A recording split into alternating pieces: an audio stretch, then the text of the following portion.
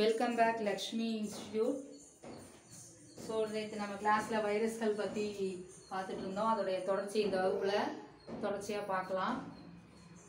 நேற்று வந்து ஒரு முன்னோட்டம் தான் பார்த்துருந்தோம். வைரஸ்னால் என்ன மீனிங்கு, இல்லை என்ன வேர்டு, யார் ஃபஸ்ட்டு சொல்லியிருந்தாங்க, அந்த டீட்டெயில்ஸ் எல்லாமே ப்ரீவியஸ் வீடியோவில் இருக்குது.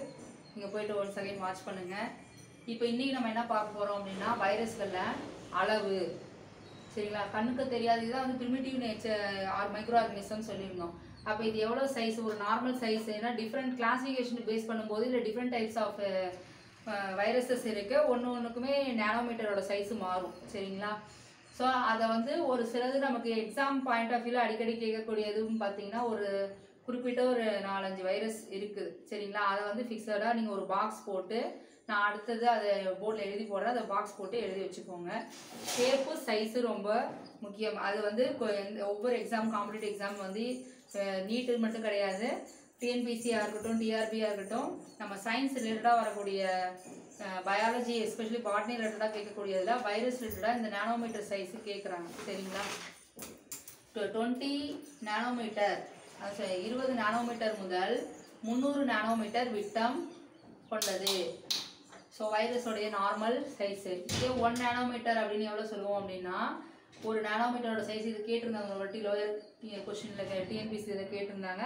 ஈவன் நமக்கு ஏதோ இதில் கேட்கறதுக்கு வாய்ப்பு இருக்குது. சரி, நம்ம தெரிஞ்சுக்க ஒரு தலைப்பு நம்ம டாபிக் படிக்கிறோன்னா அது ரிலேட்டடாக நம்ம வந்து தெரிஞ்சுக்கணும். சரிங்களா, ஸோ இது பேசிக் கொஸ்டின் தான்.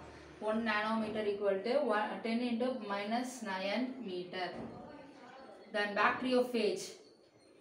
இப்போ வந்து பாக்டீரியோஃபேஜ்னா உங்களுக்கு என்ன மீனிங் சொல்லியிருந்தேன், ஃபேஜ்னா வைரஸ். அப்போ வைரஸ் வந்து பாக்டீரியாவை தாக்கும் போது அதை நேம் என்ன சொல்லுவோம், ரெண்டு சேர்ந்தது பாக்டீரியோஃபேஜ்னு சொல்லுவோம். இப்போ இதோடைய அளவுன்னு பார்த்தீங்கன்னா 10 நேனோமீட்டர் முதல் 100 நேனோமீட்டர் வரை. 10 நேனோமீட்டர் முதல் 100 நேனோமீட்டர் வரை.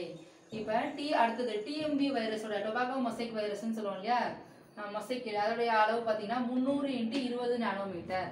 மோஸ்ட்லி இப்போ நம்ம வைரஸோட நோய் இதில் பார்த்தீங்கன்னா இந்த மொசைக்குன்ற வேர்டு வந்தாலே அது வைரஸ் தான் அப்படின்னு நம்ம ஒரு க்ளூ வேர்டு வச்சு கண்டுபிடிச்சிக்கலாம். இப்போ இந்த டிஎம்பியோடது பார்த்தீங்கன்னா 300 × 20 நேனோமீட்டர். அதுக்கப்புறம் கனச்சதுர வடிவம், கனச்சதுரம். இப்போ நம்ம இதெல்லாம் அளவு பார்த்து ஜென்ரல் சைஸு, அடுத்தது ஷேப்பு. இப்போ கனச்சதுரம் கியூபிக்கல்னு சொல்லுவோம். அது எதுன்னு பார்த்தீங்கன்னா அடினோ வைரஸும் ஹெர்ப்ஸ் வைரஸும். சரிங்களா, அடினோ வைரஸும் ஹெர்ப்ஸ் வைரஸும். இப்போ நான் அந்த கிளாஸிஃபிகேஷன் இதை எழுத போடும்போது சிங்கிள் ஸ்டாண்டர்ட், டபுள் ஸ்டாண்டர்ட்லாம் சொல்லுவோம். சிங்கிள் ஸ்டாண்டர்ட் அதாவது SS/DNA, RSS/RNA, அப்புறம் DS/DNA, தென் SS/DNA. ஸோ இதுக்கு ஒரு பெரிய லிஸ்ட்டே இருக்குது. எந்தெந்த வைரஸ் டிசீஸு என்ன ஒற்றை இழை RNA பெற்றதா இரட்டை இலையுடையதா அப்படிங்கிறது. இதுதான் நான் சொன்ன ஒரு ஃப்ளோ சார்ட் இருக்குன்னு சொல்லிட்டு, அதில் வந்து பார்த்தீங்கன்னா அந்த கிளாஸிஃபிகேஷன் வகைப்பாடுன்னு சொன்னீங்களா, மொத்தம் வந்து 7 வகை இருக்குது வைரஸோடைய இதில் வகைப்பாடில். அது இதெல்லாம் பார்த்தீங்கன்னா இந்த அடினோ வைரஸ், ஹெர்ப்ஸ் வைரஸ், இதெல்லாம் ஒரு குறிப்பிட்ட குரூப் அண்டர் த செக்ஷன், அதாவது சொன்னால் குறிப்பிட்ட தலைப்பு கீழே வரக்கூடியது. இது நான் வந்து அடுத்த பகுதியில் நான் உங்களுக்கு அதை எக்ஸ்பிளைன் பண்ணுறேன். ஓகேங்களா, அப்போ இந்த அடினோ வைரஸ் ரிலேட்டடாக வருது, ஹெர்ப்ஸ் வைரஸ் ரிலேட்டடாக வரக்கூடியதெல்லாம் என்ன ஷேப்பில் இருக்கும் அப்படின்னா கியூபாய்டு அப்படின்னு சொல்லுவோம். என்னது, கியூபாய்டு அப்படின்னு சொல்லுவோம். அடுத்து பார்த்தீங்கன்னா ஸ்பைரல், ஆர்னா சொன்னா ஸ்பெரிக்கல் அப்படின்னு சொன்னால் இங்கிலீஷ், தமிழ் சொன்னால் சுருள் வடிவம். ஸோ எக்ஸாம்பிள் பார்த்தீங்கன்னா டிஎம்பி. இது நீங்கள் அந்த டயக்ராம் போடும்போதே தெரியும். உங்கள் டயக்ராம் பார்த்தீங்கன்னா தாவர புகையிலை மொசைக் வைரஸோட டயக்ராம் பார்த்தீங்கன்னா இப்படி தான் ஆரம்பிக்கும்.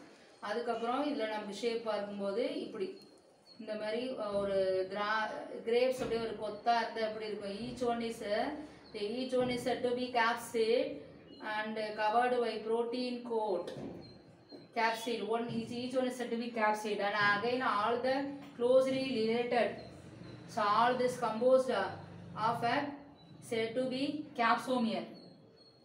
It's a nucleic acid ஆனதுன்னு சொல்லி படிச்சிருப்போம். நியூக்ளிக் ஆசிட் ப்ளஸ் ப்ரோட்டீன் காம்பனண்ட்டுன்னு சொல்லி படிச்சிருப்போம். சரிங்களா, இது ஆல்ரெடி நேற்று கூட இதை எக்ஸ்பிளைன் பண்ணியிருந்தோம் உங்களுக்கு. ஸோ இப்போ இந்த டிஎம்இ வந்து பார்த்தீங்கன்னா இதை வச்சு தான் என்ன சொல்கிறோம், இது சிங்கிள் ஸ்டாண்டர்ட். சரிங்களா, சிங்கிள் ஸ்டாண்டர்ட் RNA சொன்னால் இதில் வந்து பார்த்தீங்கன்னா இது மாதிரி சுருள் வடிவத்தில் இருக்கும். அதை வச்சு தான் இங்கே சொல்கிறோம். தென் அடுத்து பார்த்தீங்கன்னா இன்ஃப்ளூயன்ஸா வைரஸ். இது ரெண்டுமே ஸ்பெரிக்கல். தென் காம்ப்ளெக்ஸ் ஸ்ட்ரக்சர் ஆர் இன்னொன்று சொல்லணும்னா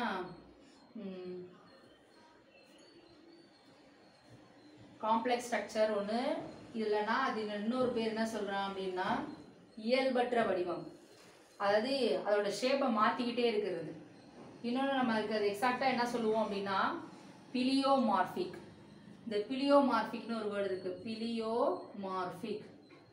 பிலியோமார்பிக்னா சேஞ்ச், அதோடைய வடிவத்தை, நிலையான வடிவம் கிடையாது. நிலையான வடிவம் ஷேப்புங்கிறது நிலையானது கிடையாது. அடிக்கடி அது மாற்றிக்கிட்டே இருக்கும். இப்போ நீங்கள் அமீபா நம்ம லோயர் கிளாஸில் படிக்கும்போது அமீபா படிச்சிருப்பீங்க. அமீபா. ஸோ அந்த ஷேப்பை மாற்றிக்கிட்டே இருக்கும்.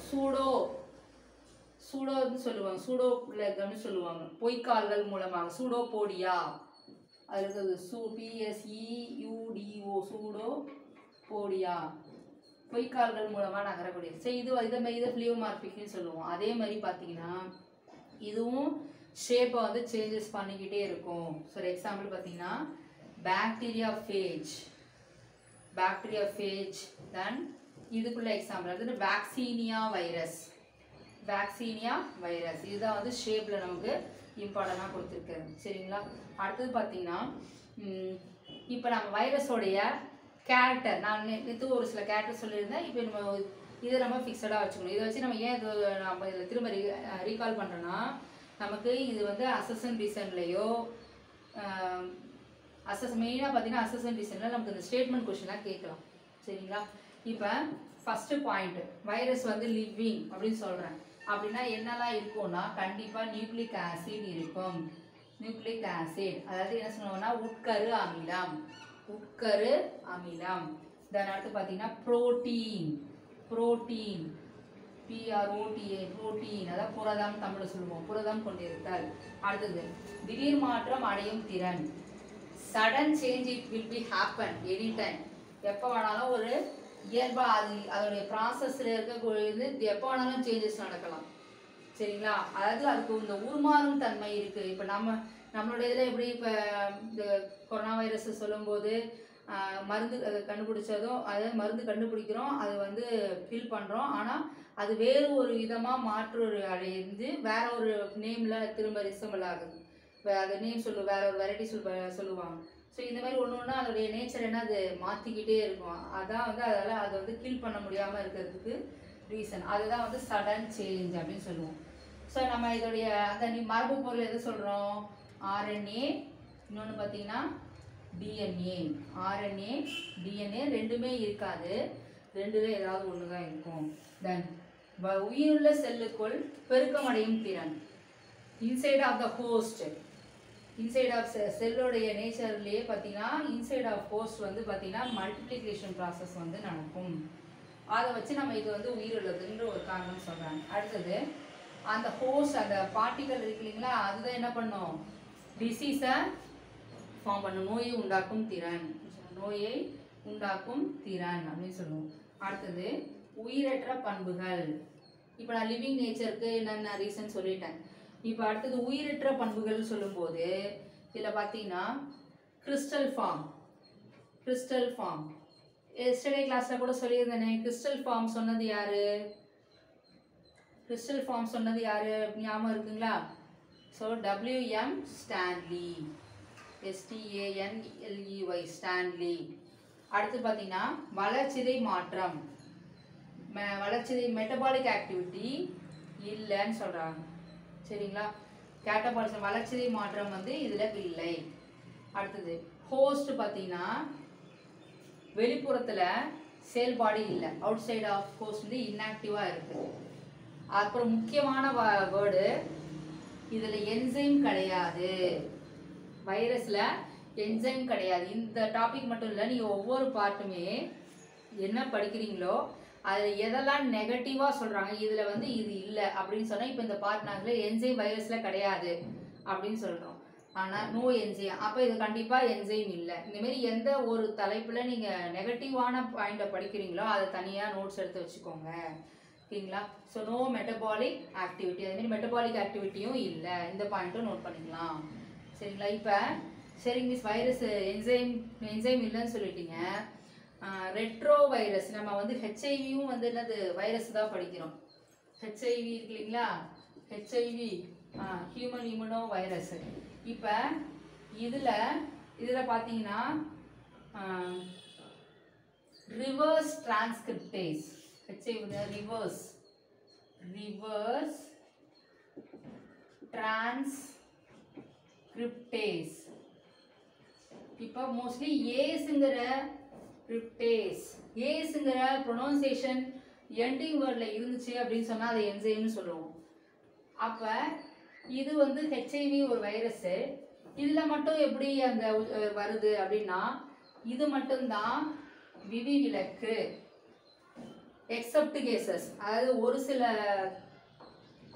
வைரஸில் மட்டும் இருக்கு, அதை தவிர அப்படின்னு சொல்லலாம். சரிங்களா?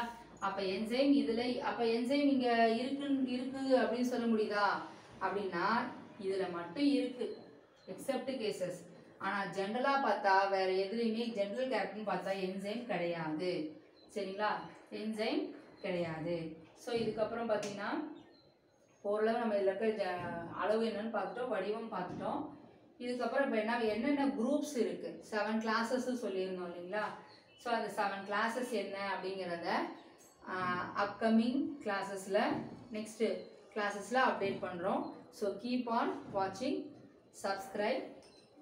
ஏதாவது டவுட் இருந்தால் கமெண்ட் செக்ஷனில் கமெண்ட் பண்ணுங்கள். Thank you so much.